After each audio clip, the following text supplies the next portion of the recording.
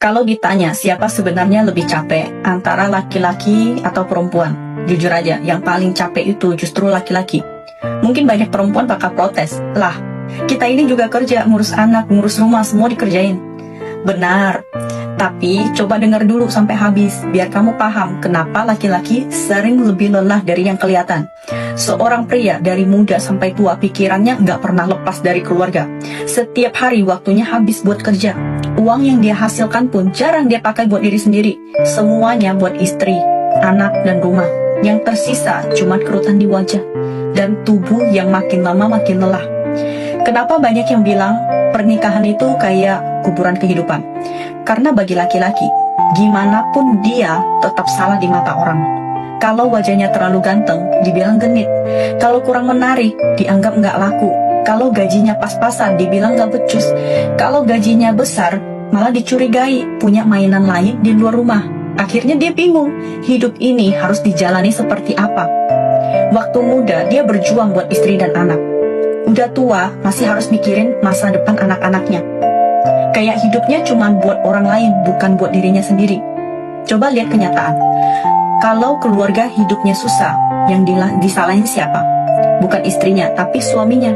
Kurang usaha, nggak punya kemampuan, nggak tanggung jawab. Padahal dia mungkin udah jungkir balik tiap hari. Kalau seorang wanita ninggalin suaminya yang miskin, orang bakal bilang itu wajar. Tapi kalau laki-laki miskin pengen mempertahankan istrinya, orang bakal nanya, emang kamu siapa?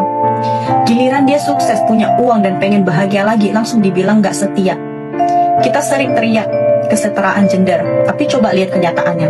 Laki-laki dituntut buat jadi anak yang berbakti, suami yang bisa menafkahi, ayah yang bisa jadi panutan, dan pekerja yang nggak boleh salah langkah sedikit pun. Karena sekali jatuh, yang ikut jatuh bukan cuma dia, tapi seluruh keluarganya. Beda sama perempuan.